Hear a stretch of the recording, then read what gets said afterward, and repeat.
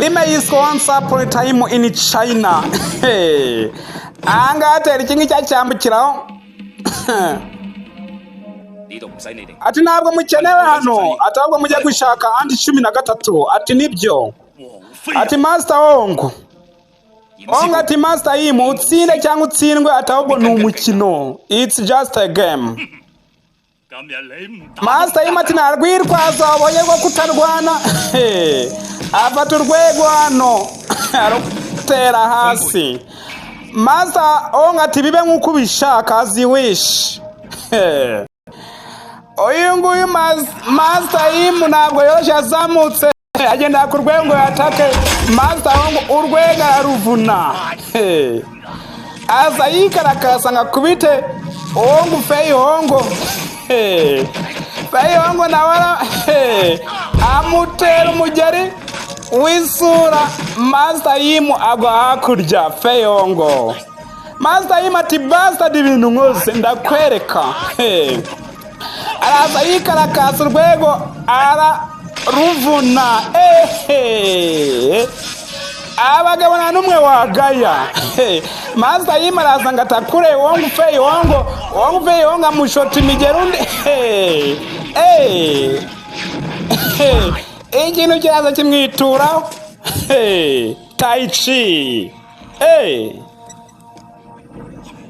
Abati hasi hariya unati external chi kung fu. Undati uyu munsi umwe wenyine muri twe ni uri buve hano ari muzima.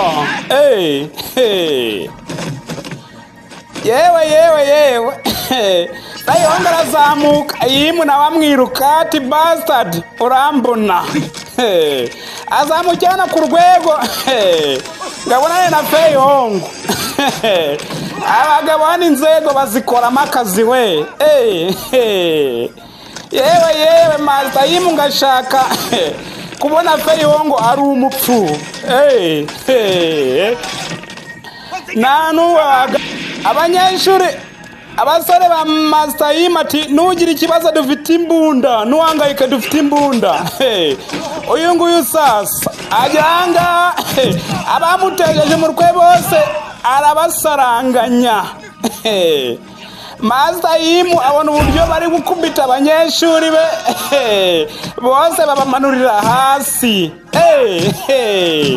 Yewe Fei Hong agukubitiye abanyeshuri hariya baramurasa arakwepa. Abasore ba Master Yim bafite imbunda ntabwo arabagukinisha hano. Yewe abasunika ibintu uyu nguyu nawe ati ndaza gufasha Master. Ni mugenzi wa Fei Hong. Akanagiranga ibingibi arabivuna bose bamanukira hasi. Undaraza bose aba ibibakwiye. Nta n'umuntu wagaya hano bose bagwa hasi. Arabafata ashyira ku ruhande bakubita imigeri hano arabatakura. Uyu nguyu nawe yari yigize akara kajyaye baramufashe.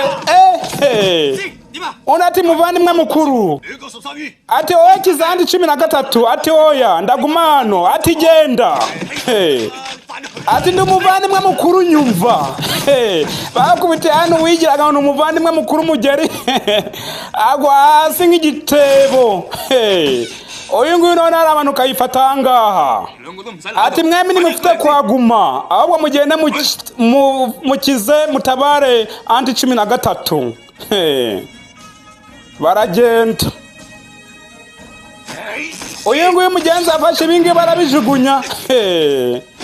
Aza yikarakasa ariko se biratanga iki katurore. Bakubitiye umugeri wa munsi y'ikirenge Master Yim aradandabirana. Abametere babiri bose bariye karungu. Nta numwe wagaya. Turareba umuntu ufite balance hano. Yewe yakandagira hano undi arazamuka. Nundi araza yurira ku rwego undi ararutera undi araruvuna we. Abagabo ni inyumye. ari wangu Feyongo ari na Master Yimaraza urwega arucagagura arazana Feyongo amukubita umugeri undi nawe yifata ku rwego rwo hakurya yaraje mutera umugeri mu rukwe n'undi nawe ashaka kumutera umugeri biranga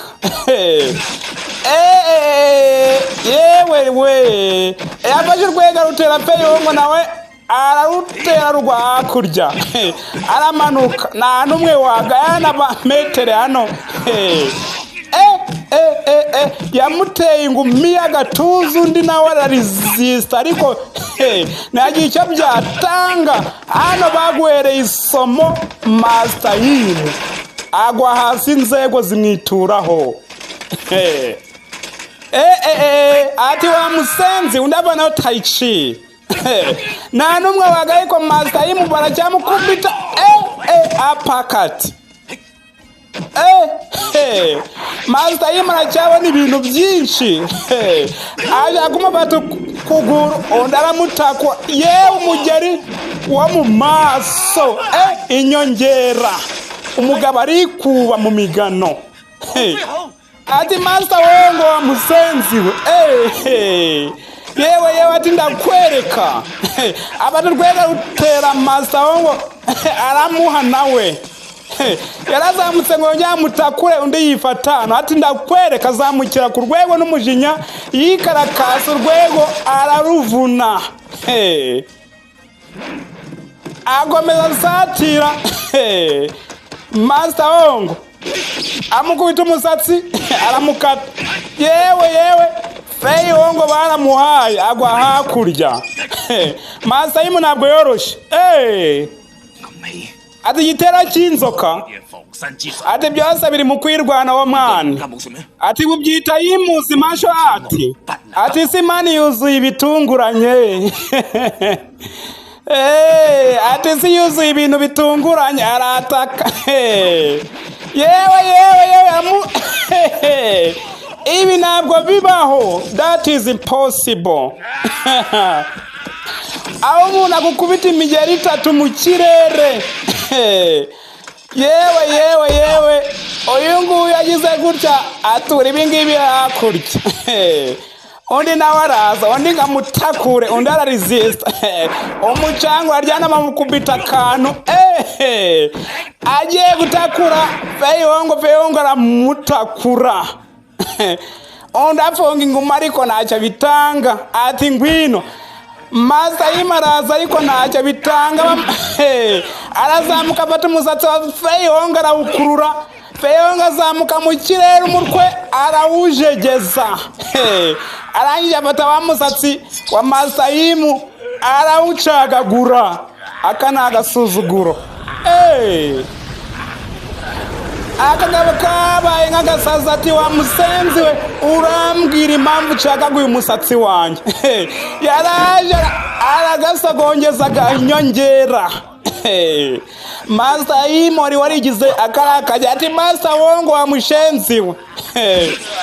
Ati fata ibisatsi byawe.